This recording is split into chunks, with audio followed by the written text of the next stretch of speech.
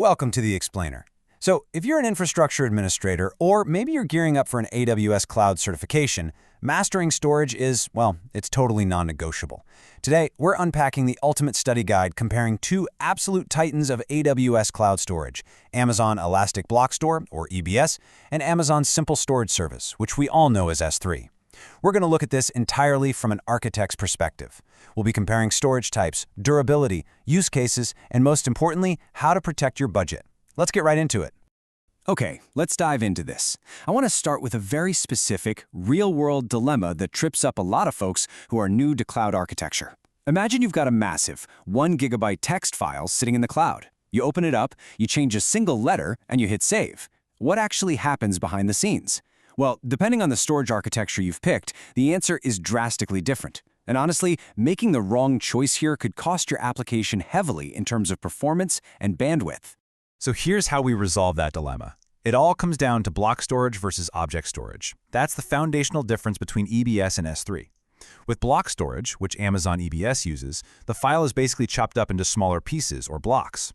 When you change that single character, the system only updates the specific block holding that character. It's incredibly fast, super efficient for frequent read and write actions. But with object storage, which is what S3 uses, the entire file is treated as one single, unchangeable object. If you change one character, you literally have to re-upload the entire 1 GB modified file, the whole thing. As a systems architect, understanding this basic behavioral difference is exactly what dictates where you place your workloads. Here is our game plan for today. 1. Block versus object storage. 2. Amazon EBS, persistent volumes. 3. Amazon S3, infinite buckets. 4. Real-world architect scenarios. And 5. Cost and lifecycle management. Section 1. Block versus object storage, understanding the foundation. So the crucial point before we look at specific services is that we have to nail down our vocabulary for the exam. The essential term here is persistent storage. By definition, this is any data storage device that holds on to its data even after the power is shut off. You might also hear it called non-volatile storage. When you spin up a virtual server in the cloud, you need a safe, permanent place for your operating system and databases to live, right? Something that survives reboots and power cycles. And that brings us directly to our first major AWS service. Section 2. Amazon EBS, persistent volumes, your cloud hard drive. The easiest way to think about Amazon EBS is to imagine a high-speed, persistent hard drive plugged directly into your virtual server. But, not all drives are created equal. When we map out the EBS volume types, they basically split into solid-state drives, or SSDs, and hard disk drives, or HDDs. General-purpose SSDs are your everyday baseline. But pay close attention to the IOPS, that's input-output operations per second. If your application needs to push past 16,000 IOPS or needs more than 250 megabytes per second of throughput, you are forced to step up to the provisioned IOPS SSD, which scales all the way to a massive 64,000 IOPS. On the flip side, if you just need raw throughput for massive infrequently accessed data without needing blistering speed, the HDD options, throughput optimized and cold, give you huge capacity at a much lower price point. Oh, and all of these max out at 16 tebibytes per volume. So, connecting those specs to reality, where do we actually use them? Because EBS provides that block-level storage we talked about earlier, it is the only option for an EC2 system boot volume. General-purpose SSDs, they're recommended for most of your standard workloads, enterprise apps, and virtual desktops. Provisioned IOPS are strictly reserved for your most critical, large database workloads that simply cannot tolerate latency. Meanwhile, the HDD options are fantastic for streaming workloads, big data, and data warehouses. Basically, anytime low storage cost is prioritized over quick, interactive performance. But keep in mind, you cannot use HDD types as boot volumes. No way. Section 3. Amazon S3, infinite buckets, the web-accessible warehouse. Now, if EBS is your attached hard drive, S3 is like your infinitely expanding web-accessible filing cabinet. The foundational container in S3 is the bucket, and trust me, this is a highly testable term. A bucket is where you store your objects, but here is the critical rule. Bucket names are universal. That means your bucket name has to be globally unique across all existing bucket names in all of Amazon S3 worldwide. Once you've created it, you can store virtually unlimited objects inside, with a single object sizing up to an absolutely massive 5 terabytes. And this brilliantly illustrates the concept.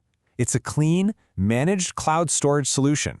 You aren't formatting file systems, you aren't constantly sweating about running out of disk space like you do with EBS. You simply upload your files, whether they're images, videos, backups, whatever, right into this bucket.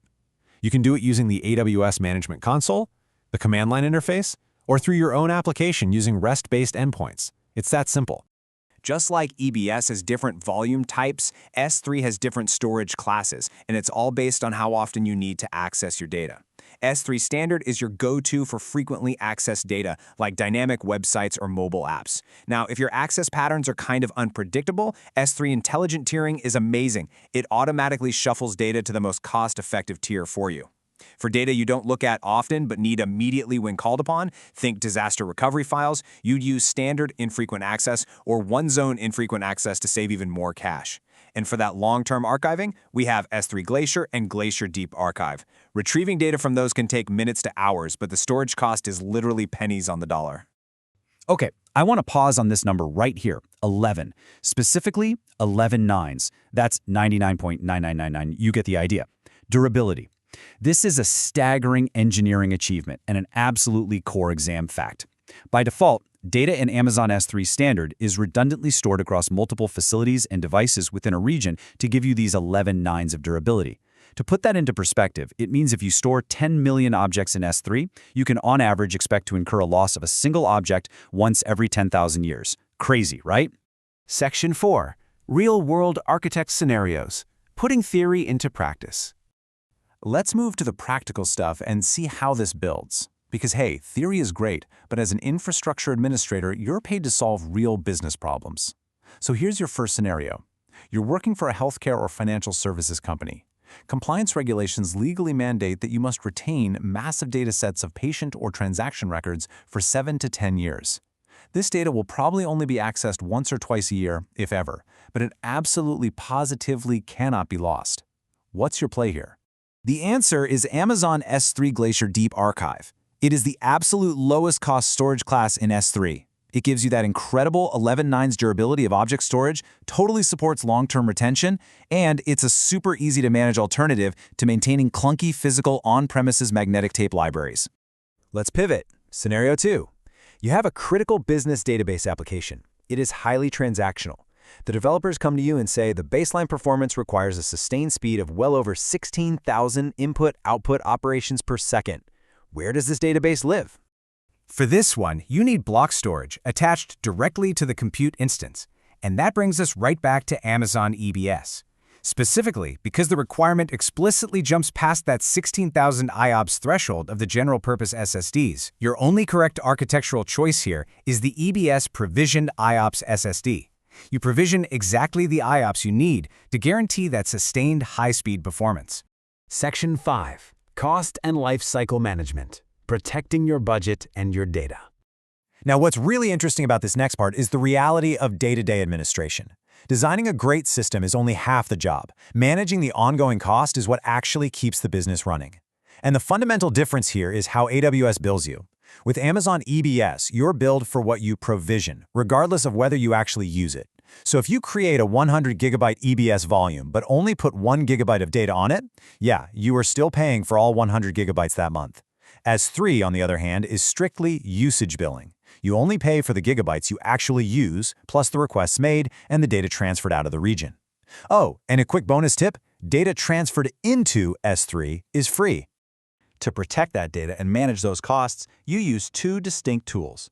For EBS, you rely on point-in-time snapshots. These snapshots back up your block volume data securely over into S3, allowing you to spin up a new volume anytime you need it. For S3 itself, you manage costs using S3 lifecycle policies. Instead of logging in and manually moving old files around, you just write a policy that says something like, hey, after 30 days, move this data from standard over to infrequent access, and after 90 days, archive the whole thing to Glacier. It's automated, seamless budget protection. I want to leave you with this provocative thought as we wrap up this explainer. We used to worry constantly about running out of hard drive space, right?